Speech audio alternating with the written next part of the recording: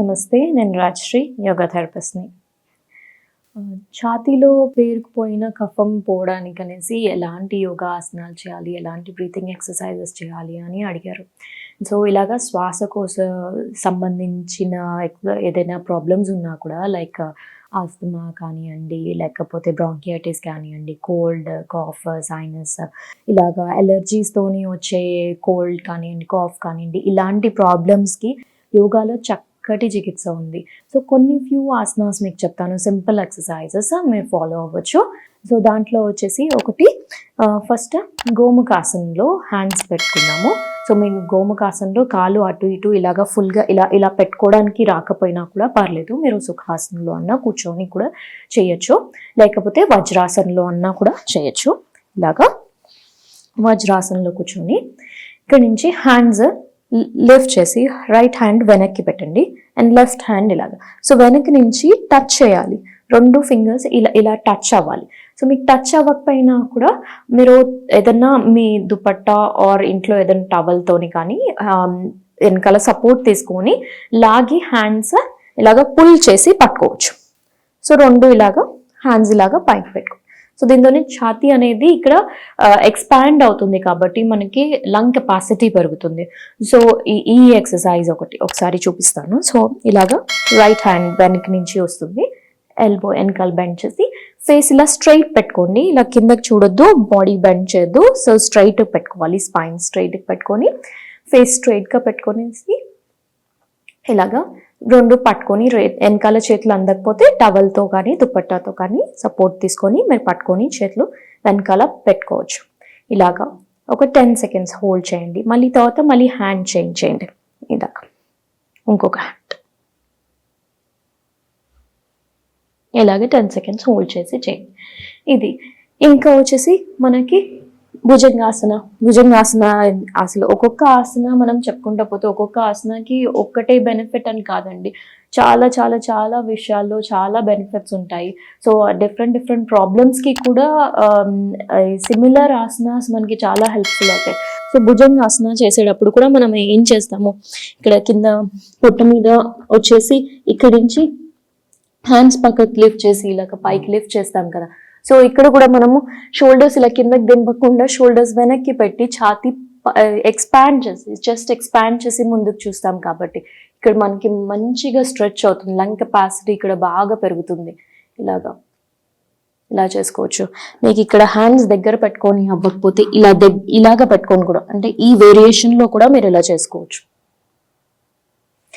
ఇది అంటే రెగ్యులర్గా భుజంగాసనం ఇలా భుజంగాసన చేయొచ్చు. ఇంకా వచ్చేసి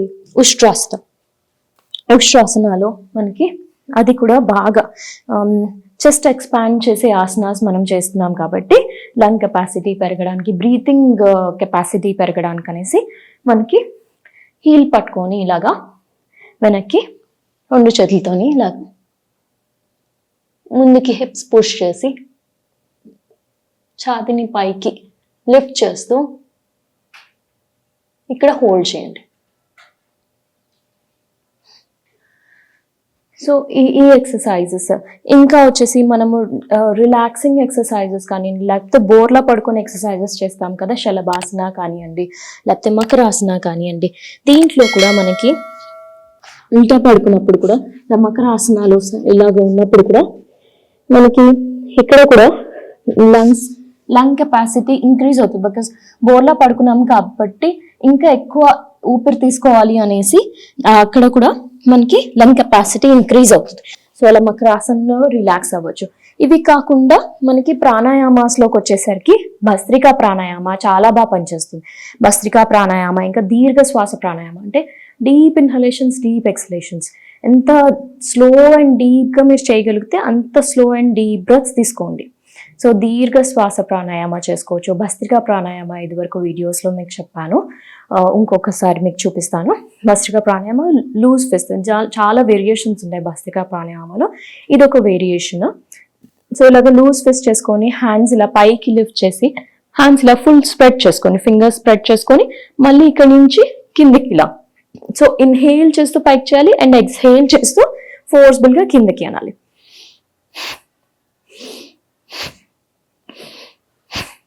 ఇలాగ 20 into 3 times. సో దీంట్లో కూడా మనము ఎక్కువ లైక్ ఎక్సలేషన్ అనేది ఎక్కువ ఉంటుంది. ఇన్హలేషన్ కంటే ఎక్సలేషన్ ఎక్కువ చేస్తున్నాం కాబట్టి ఈ ఎక్సర్సైజెస్, ఈ బ్రీతింగ్ టెక్నిక్స్తో కూడా మీకు లంగ్ కెపాసిటీ అనేది పెరుగుతుంది. దీర్ఘ శ్వాస ప్రాణాయామంలో నేను చెప్పినట్టుగా ఎంత స్లో అయితే అంత స్లోగా మీరు బ్రీత్స్ తీసుకోండి. ఇలాగ నార్మల్గా మీరు చిన్ ముద్రలో పెట్టుకొని, లేకపోతే పామ్స్ ఓపెన్ పెట్టుకొని మీరు కూర్చొని ఎక్కడైనా చైర్లో కానీ వజ్రాసనం సుఖాసనంలో కూర్చొని ఎంత వీలవుతే అంత స్లోగా, అంత డీప్గా, అంత లాంగ్, ఎంత సేపు మీరు ఇన్హేల్ చేయగలిగితే అంత లాంగ్ టైం ఇన్హేల్ చేసి అంతే దానికంటే ఎక్కువ. ఎప్పుడు మనకి ఇన్హలేషన్ ఇంకా ఎక్సలేషన్ మధ్యలో రేషియో ఎప్పుడు ఎక్కువ ఉండాలి, అంటే ఎక్సలేషన్ ఎప్పుడు ఎక్కువ ఉండాలి, 1:2 లాగా ఉండాలి. సో మీరు ట్రై చేయండి ఎక్కువ చేయడానికి, ఎక్కువసేపు ఎక్స్హేల్ చేయడానికి. సో మీరు రేషియో స్టార్ట్ చేసుకోవడానికి మీరు 4:8 అని పెట్టుకోకుండా మీరు 4:6 అని పెట్టుకోండి. 4 ఇన్హేల్ చేస్తే 4 కౌంట్స్ ఇన్హేల్ చేస్తే కనుక 6 కౌంట్స్ ఎక్స్హేల్ చేసుకోండి. సో ఇలాగ దీంతో డీప్ బ్రెత్స్తోనే మీకు లంగ్ కెపాసిటీ కూడా పెరుగుతుంది. ఇంకా కపాలభాతి ప్రాణాయామ కూడా బాగా పనిచేస్తుంది. దీంతో స్టామినా కూడా ఇంక్రీజ్ అవుతుంది, మనకి బ్రీతింగ్ కెపాసిటీ ఇంక్రీజ్ అవుతుంది. సో కపాలభాతి కూడా నేను ప్రీవియస్ వీడియోలో మీకు చూపించాను. ఇంకొకటి వచ్చేసి లింగముద్ర. ముద్రాస్లోకి వచ్చేసి మనకి లింగముద్ర చాలా బాగా పనిచేస్తుంది. సో సింపుల్గా ఏం లేదండి, మొత్తం ఫింగర్స్ అన్నీ ఇలా క్లోజ్ చేసుకోండి, ఇంటర్లాక్ చేసుకోండి, ఇలా ఇంటర్లేస్ చేసుకోండి. దీనికి ఇప్పుడు thumb finger, right hand thumb ఫింగర్ని పైకి లిఫ్ట్ చేసుకొని పెట్టుకోండి.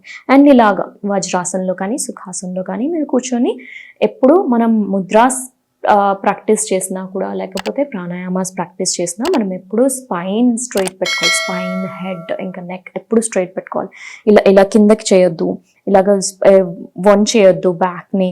సో ఇలాగ చూస్తూ, లేకపోతే కొంతమంది ప్రాణాయామం చేసేటప్పుడు ఫేస్ పక్కకు పెట్టేస్తారు. సో అలాంటివి చేయకూడదు. సో మెడిటేషన్ రూల్స్ అవన్నీ ఫాలో అయ్యి, సో లింగముద్రాలు లైక్ ఇలాగ పెట్టుకొని థమ్ ఫింగర్, రైట్ థమ్ ఫింగర్లో పైకి చూస్తున్నట్టుగా ఉండాలి. ఇలాగా పెట్టుకొని శ్వాస మీద ధ్యాస పెడుతూ ఇలాగా ఒక 15 minutes చేసుకోండి. రోజు ఒక 15 minutes చేసుకోండి. దీంతో కూడా మీకు ఇది ఏదైతే బ్రీతింగ్ ప్రాబ్లమ్స్ ఉన్నాయో, ఈ శ్వాస సంబంధించిన ప్రాబ్లమ్స్ అన్నీ కూడా మీకు క్లియర్ అవుతాయి. ఫ్లమ్ అంతా కఫం పేరుకున్నదంతా కూడా క్లియర్ అయిపోతుంది. కోల్డ్ కాఫ్ తగ్గిపోతుంది మీకు. ఎందుకంటే ఇది లింగముద్ర చాలా వేడిని పుట్టిస్తుంది. సో ఇది జ్వరం వచ్చిన టైంలో మీరు చేయకండి. సో ఇంకా ఎందుకంటే ఇది చాలా వేడి పుట్టిస్తుంది కాబట్టి జ్వరం ఉన్నప్పుడు చేయకండి. నార్మల్గా ఇది రెగ్యులర్ ప్రాక్టీస్, ఇలాగ రెస్పిరేటరీ ప్రాబ్లమ్స్ ఉన్న వాళ్ళు చేసుకోవచ్చు లింగముద్ర. ఓకే, వీడియోస్ అన్నీ ఫాలో అవ్వండి. మంచి కంటెంట్ పోస్ట్ చేస్తున్నాము. Thank you for watching. Stay active, healthy and happy.